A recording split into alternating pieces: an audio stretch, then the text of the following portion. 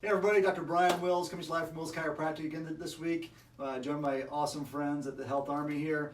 I hope you guys had a great, or got some great information last week about the goal setting kind of podcast we did there with the 4 steps, the ABC goals and stacking goals. This week we thought we'd do a little bit different here. We're talking about goals. Most people only set goals kind of in one area of their life, and there's basically 7 areas you should be setting goals in. And we're going to kind of hit a couple different areas here, kind of explain, why you should be doing that and how you should do that. So I'll go first. Personal goals are obviously easy for most people. We should all be setting personal goals, but personal goals are more than just weight loss or I want to work out more. Personal goals are also need to include how many books you want to read this year, what kind of books you want to read this year. Maybe you want to take a certain class or do different things. So it's about feeding more than just your body. It's also about feeding your mind as well. The other one's going to be family goals. People kind of forget about their family goals sometimes. That's a big one for me. Family is my number one value, so for me, setting family goals is huge.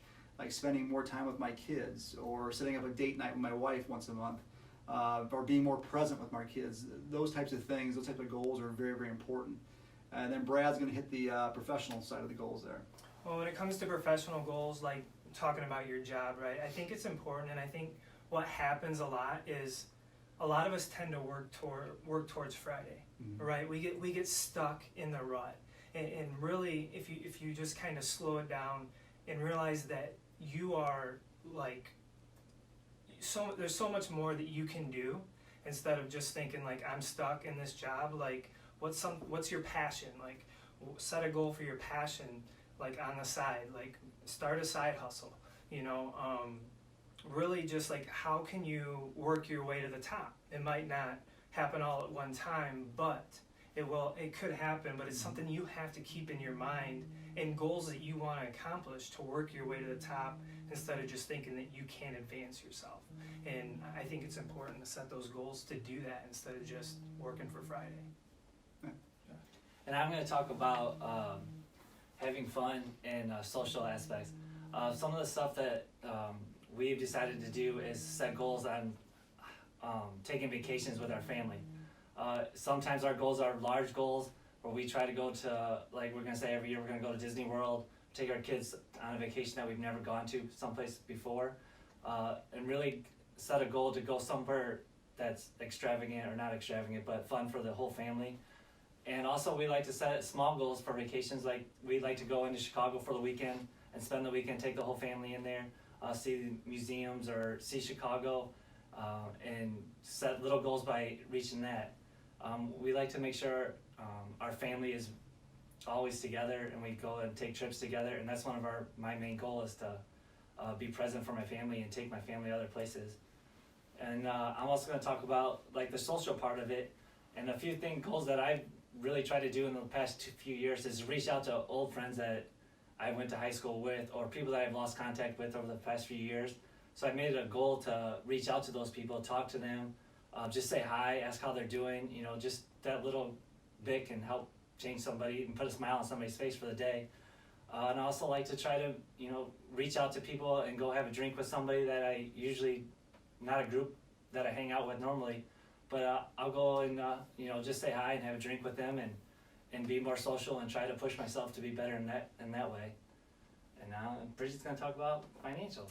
So obviously a category that kind of helps with a lot of these, all of these goals is your financial goals. And people can think, I want more money. So I think one of the best places to start with your financial goals is what do I have coming in and what do I have going out? So really spreadsheeting what your financial status is today, because I think a lot of people don't realize what they're spending or what they're even making. And start goals, use that to start your goals. I want to save for up to 3 to 5 months of expenses, so I am prepared for disaster. I want to save for that vacation. I want to save for that date night. And really having that spreadsheet or that idea of where you are at gives you an idea of where you can wiggle. People would be amazed too a lot of times when they do that, A, what they're spending on things, but B, where they can reduce costs and where they can bring new income in too as well. So that's financial. Also, a huge part of all of this is your spirituality, where you're at with yourself and your community. I've found a lot of good ways, and I'm talking to a lot of people using meditation, learning and exploring more about yourself and how you can communicate and really connect with others.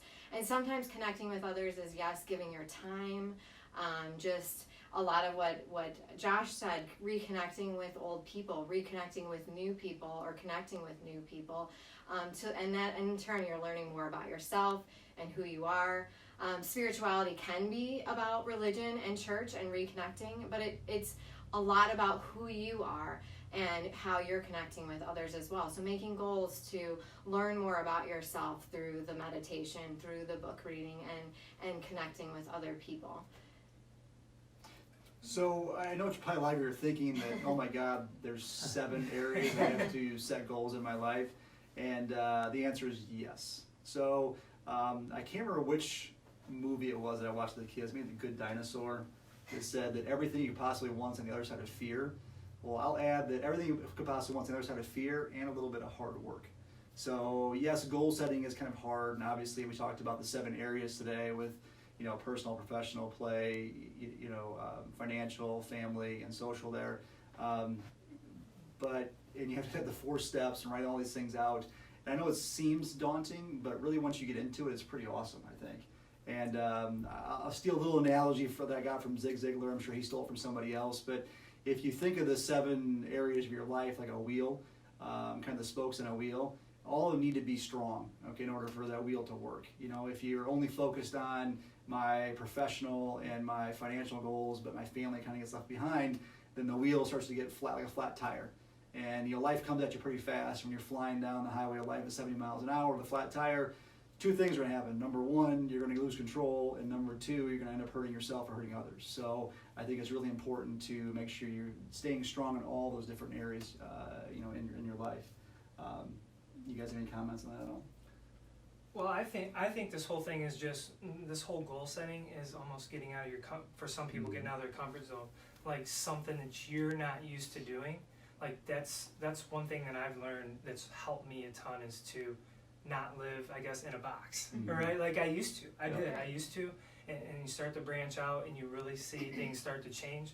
Try some new things. Try this and watch it improve your life. Right. Start living your life, not letting your life live you. So take control of things and be the person that you're meant to be, not just the person that you've just happened upon.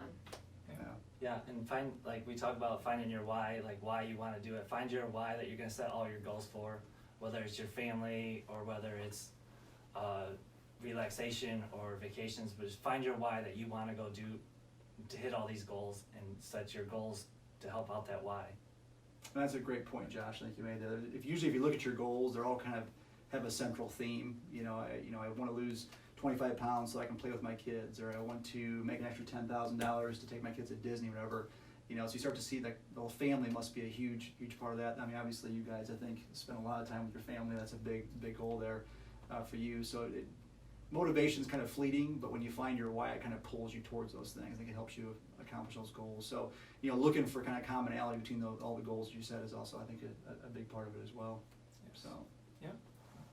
Awesome, guys. I think that was great. Like I said, I know it's hard work and it seems kind of daunting, but it really is worth it.